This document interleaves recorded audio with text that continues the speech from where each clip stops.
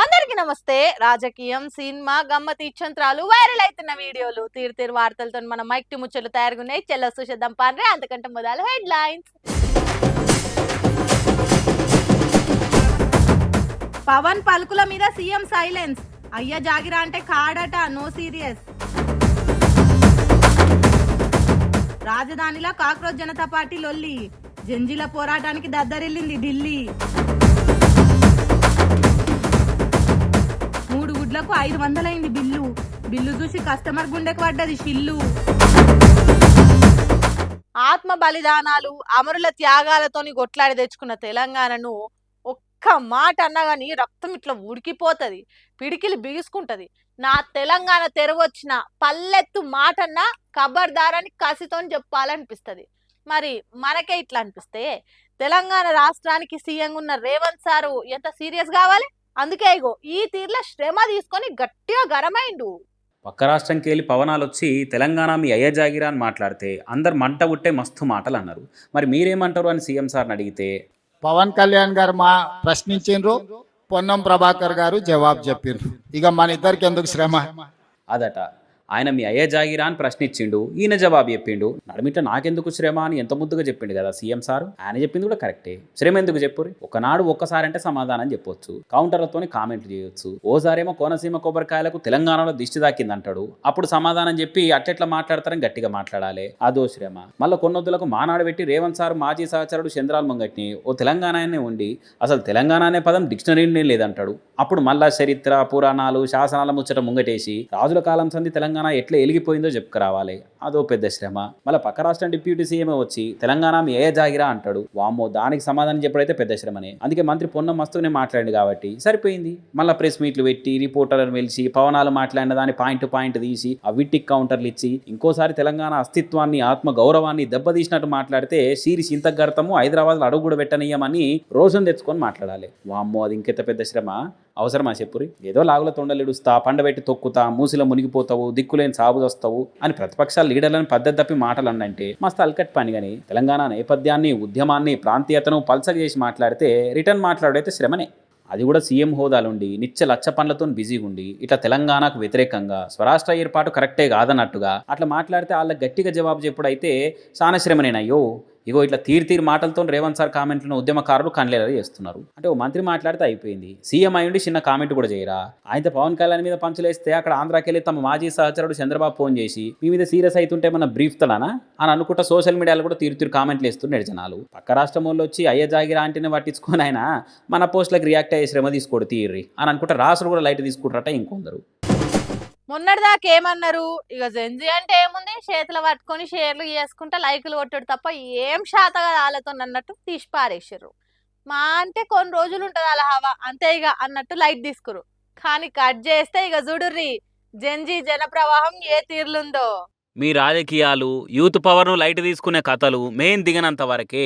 ఒక్కసారి మేము దిగుతుగా ఇట్లుంటది, దేశం మొత్తం దేత్తడిగా చూస్తుంది అనుకుంటా ఒద్దింక పార్టీ పతార చూయించుకుంటా జంజీ పవర్ ఎందో చూయించిర్రు. ఇట్లా నీటి పేపర్ లీక్ మీద సెంట్రల్ చదువుల శాఖ మంత్రి ధర్మేంద్ర ప్రధాన్ గద్దె దిగాలనుకుంటా జంతర్ మంతర్ కాడ నిరసనకు పిలిపించి కదిలి రారి మీరంతా అని పోస్టులు వేసారు కదా కాంగ్రెస్ పార్టీలు. ఇక ఆ నిరసనకు హాజరు పడేందుకు పార్టీ పెట్టిన అభిజిత్ దీప్కే అమెరికాకి వెళ్ళి గాలి మోటార్లో ఢిల్లీకి వచ్చింది. అలా అంబేద్కర్ జీవిత చరిత్ర పుస్తకాన్ని చేతులు పట్టుకొని దిగి అట్లకేలంటే జంతర్ మంతర్కి వచ్చిండు. ఇక నిరసన కాడ ఎటువంటి పంచాలు కాకుండా 100 మంది పోలీసులు భద్రత ఇచ్చిర్రు. ఇక జంజీ ఫోన్లలో పోస్టులు పెడతారు, ఖాళీగుండి కామెంట్లు పెడతారు, చేట్ల పనే కాబట్టి షేర్లు చేస్తారు. కానీ ధర్నాలు, నిరసనలు అంటే బయటకు గదలకపోయినారు. ఆలు లేచి పళ్ళుదో మీదే 11ంటికి ఇక రోడ్లు ఎక్కకపోయినారు అని అనుకుంటా మాట్లాడిన వాళ్ళ నోళ్లు మూయించే తీరు 7-7 మస్తు మంది వచ్చి ఇది జంజీ పవర్ అన్సు ఇచ్చిరు. ఇట్లా మేం పనులు కడితేనే విద్యాశాఖ మంత్రికి జీతం వస్తుంది, కానీ మా భవిష్యత్తుకే దిక్కు లేదు అనుకుంటా స్టూడెంట్లంతా సురుకులు అంటించారు. ఇక అభిజిత్ మాట్లాడుకుంటా సర్కార్ మీద వ్యతిరేకంగా కుత్కెత్తితే ఏడ జైల్లో పెడతారో అని దేశంలో ప్రతి తల్లి భయపడే పరిస్థితి వచ్చింది. అలా మోడీ సర్కార్ మా పార్టీ సోషల్ మీడియా అకౌంట్లను హ్యాక్ చేస్తుందేమో గానీ మా గొంతు నొక్కలేదని అనుకొచ్చిండు. ఈ దేశ యువత ఇంకా భయపడదు, పోరాడుతుంది. బొద్దింకలు ఎప్పటికి జావో చూసుకోరి అని గట్టిగానే చెప్పిండు. పేపర్ లీకేజీ చేయంగా ప్రాణాలు పోగొట్టుకున్న స్టూడెంట్లకు నివాళులర్పించి అటెంక ఈ పోరాటాన్ని ఇంకింత ముంగడికి తీసుకుపోతందుకు జూన్ 23 నాడు న్యూఢిల్లీలో ఉన్న రామ్లీలా మైదాన్లో ఇంకో పెద్ద నిరసన చేస్తామని చెప్పింది కాక్రోచ్ పార్టీ. మరి ఎంత తొక్కాలని చూస్తే అంత లేస్తామని అనుకుంటా బొద్దింక పార్టీ చేస్తున్న పోరాటం రేపు ఏం దాకా పోతుంది? జెన్జీ ఉద్యమం జనాల్ని ఏ తీరులో కదిలిస్తుంది అనేది రాబోయే రోజుల్లో రాజకీయాల మార్పును బట్టి చూడాలిగా. పెద్ద సినిమా రిలీజ్ కు ముందు పెద్ద వార్తలల్లో లేకున్నా గానీ ప్రీమియర్స్ పడ్డ నాటి సందే సోషల్ మీడియాలో నెగిటివ్ రివ్యూలతోని షేక్ అయ్యే రివ్యూలతోని మస్తు షేర్ అయింది. ట్రోలింగ్ల ముచ్చట పక్కన పెడితే హీరోయిన్ జాన్వీ సీన్ల మీదనైతే జనాలు దుమ్మెత్తి పోస్తుర్రు. దాంతో డైరెక్టర్ బుచ్చిబాబు ఆయన స్టైల్లా చేతులు కట్టుకొని సారీ చెప్పిండు గిట్లా.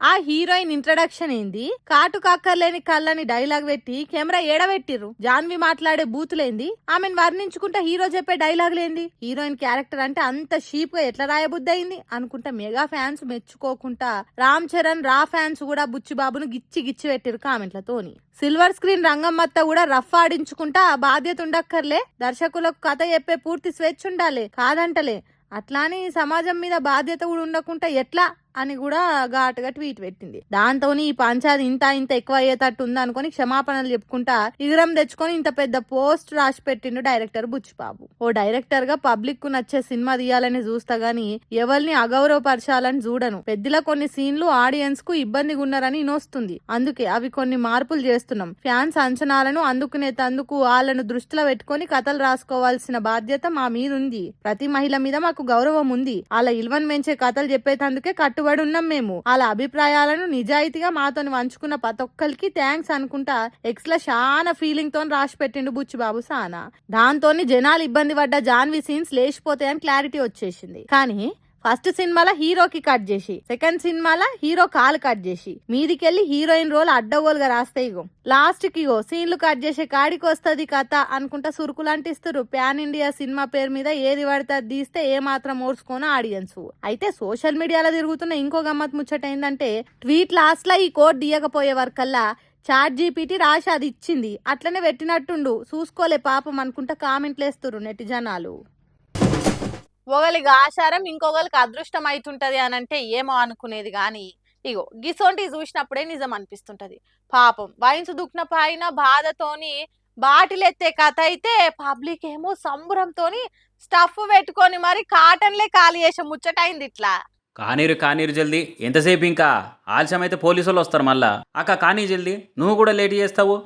ముచ్చటేందో అర్థమైపోయి ఉంటుంది ఈ పాటికి. చిత్తూరు జిల్లా బసిరెడ్డిపల్లి కాడ మందు కీసల లోడుతో పోతున్న ఆటో గాసారం గంగలు కలిసి నడు రోడ్డు మీద బొక్క బోర్ల పడ్డది. ఇక బాట పోయింట్ పోయేటోళ్ళు చూసి ప్రపంచంలో యాడా లేని ఫ్రీ సరకు మన కాన్నే ఉండాది అని అనుకుంటా కొందరేమో కాటన్లే పట్టుకొని కాలు కాలుతున్నట్టే ఉరికితే, ఇంకొందరు లుంగీలు తువ్వాళ్ళ మూట కట్టుకొని మురుసుకుంటా వెనకకు మళ్ళీ చూడకుండా ఎక్కడోళ్ళు అక్కడ ఉరికిరు. ఇక ఈ మందెక్కపోయే మహాకార్యంలో ఆడోళ్ళు కూడా తగ్గేదేలే అనుకుంటా తమ వంతు సహకారంగా తలా 5-6 పట్టుకొని ఉరికిరట. ఇక ముచ్చట తెలిసి పోలీసులు సైరన్ సప్పుడు వేసుకొని వచ్చే వరకలా అరే ఆసాము ఎత్తరో అనుకుంటే దొరికిన కాడికి ఎత్తుకొని పరారయ్యారు. ఇక పోలీసు వాళ్ళు వచ్చి పక్కన మలిగిపోంగ మిలిగిపోయిన బాటిలను భద్రం చేసి వైన్స్ వాళ్ళని తీసుకుపోని ఇచ్చారు. మరి కన్న ముంగట్నే కాటన్ల కొద్ది మందు కలకలలాడుతుంటే ఫ్రీగా దొరికితే ఎవరు కుట్టరు కానీ కాకుంటే టాపిక్ వచ్చినప్పుడల్లా అయ్యి బాబోయ్ తెలంగాణలో తెగదాగెత్తారండి, ఆడళ్ళు మొగాళ్ళు తేడా లేకుండా మంది ఎత్తారంటండి, మా దగ్గర అలా ఉండదండి అని డైలాగులు దంచే ముంగట ఇసొంటి చూసి మాట్లాడితే మంచిగా అనుకుంటా ఈ వీడియోని సోషల్ మీడియాలో షేర్ చేస్తున్నట్టు జనాలు.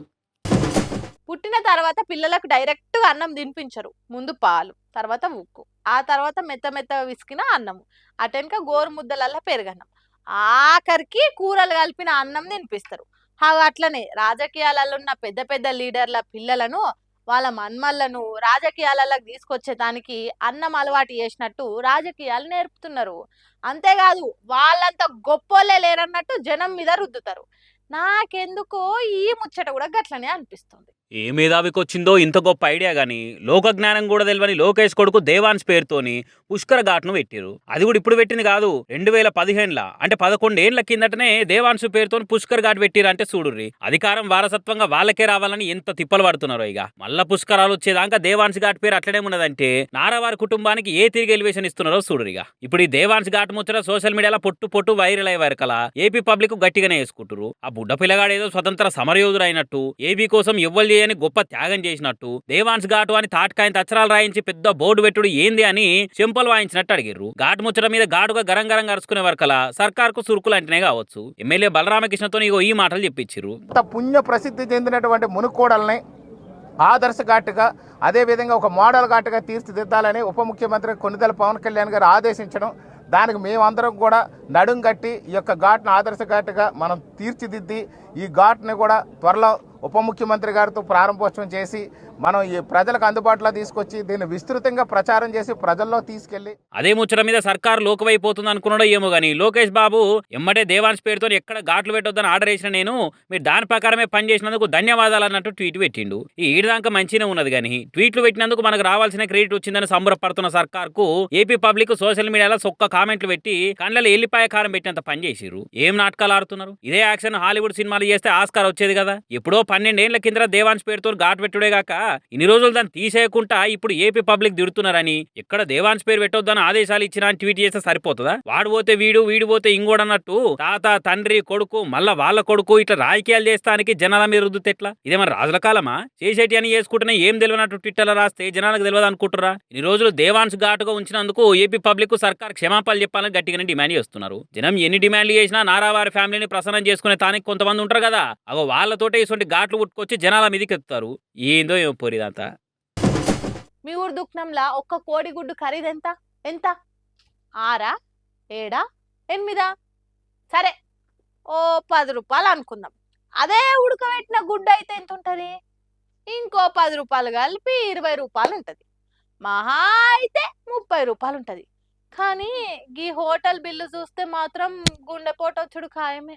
సండే హోయా మండే రోజు కావో అండే అని చిన్నప్పుడు వాడుకున్న పాటలు ఉన్న అర్థాన్ని ఇంకా ఫాలో అవుతున్నాడేమో గీ అన్న. ఓ 5 స్టార్ హోటల్ కు పోయి తిండికి ఆర్డర్ ఇచ్చిండట. ఆ మెనూలా మేక మెదడో గొర్రె కలేజానో కాకుండా సింపుల్ గా 6 పరాఠాలు, ఓ 3 ఉడకబెట్టిన గుడ్లు, ఇంత పెరుగు, ఓ మిల్క్ షేక్ ఆర్డర్ పెట్టిండట. సర్వర్ తెచ్చి ఇచ్చినాక బిల్లు చూసి బిత్తరపోయిండట ఈ అన్న. ఓర్ నీ కథకున్న వారేతు నేనేమన్నా బంగారం గుడ్లు కావాలని అడిగిందా? ఏకంగా 2300 బిల్లు వేస్తే ఏందన్నట్టు అని వీడియో తీసి ఇన్స్టాగ్రామ్ లో పెడితే పొట్టు షేరింగ్లు లక్షల కొద్ది లైక్లు వచ్చినాయట. 3 గుడ్లకు 500 బిల్లు ఏందని ఒక్కొక్కటి చెప్పుకుంటే వివరంగా చెప్పిన వీడియో పెట్టుడే ఆల్చం. కామెంట్లు వచ్చినాయట.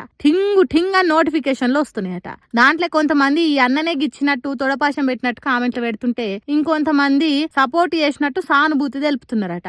నువ్వు పోయిందే 5 స్టార్ హోటల్ కు, అక్కడ చిన్న బిస్కెట్ తినాలన్నా 100 రూపాయలకి ఎక్కువ ఉంటది. ఖాళీ షాయికే 250-300 గట్లు ఉంటది. ఆ సోంటిది నువ్వు ఆర్డర్ పెట్టిన తిండికి 2300 వేసిండ్రు. నయం మాకోసారి 5000 బిల్లు వేసిండ్రు. మేము నీ తిరిగి ఏమన్నా వీడియో తీసి సోషల్ మీడియాలో పెట్టినామా? తిండి ఒకటే కావచ్చు కానీ పెడుతున్న జాగను కూడా చూడాలి. ఇంటికాడ తాగే షాయికు ఎయిర్పోర్ట్ లో పోసే షాయికు తేడా ఉంటదని తెలియదా అని గట్టిగానే గడ్డి పెట్టినట్టు చేసిండ్రట. ఇంకొంతమంది హోటళ్లు నడిపేటోళ్ళని తిట్టినట్టు కామెంట్లు పెట్టిండ్రట. పెట్టేది కొద్దిగా బిల్లు వేసేది బారెడు, దానికే మసి ఊసి మారేడు కాయ చేస్తారు. 3 గుడ్లకు 500 వేసుడేంది? అంటే ఒక్కొక్క గుడ్డుకు 150-170 వసూలు చేసుడేంది? 5 స్టార్ హోటల్ వాళ్ళు చేసేదంతా మోసమే. చారణ సర్వీస్ కు బారణ వసూలు చేస్తారు. అక్కడ పోయి తినే కంటే ఫుట్ పాత్ మీద ఫుడ్ తినుడు నయం అన్నట్టు చెప్పిండ్రట. ఎవలన్నీ చెప్పినా పిండి కొద్ది రొట్టె అన్నట్టే ఉంటాయి వాళ్ళు వేసే బిల్లులు. కాబట్టి ఏడికన్నా పోతే అన్ని వివరంగా తెలుసుకున్నాకనే అడుగు పెట్టాలి. అటెనక ఆర్గ్యూ చేస్తామంటే కుదరది. ఏమంటున్నావు? సుజరానిలా నేను పట్టుకొచ్చిన ముచ్చట్లు ఎట్లనేయో ఇంకిన్ని ముచ్చట్లతో మళ్ళా కలుద్దాం. అప్పటిదాకా చూస్తూనే ఉండరు మన మైక్ టీవీ ముచ్చట్లు.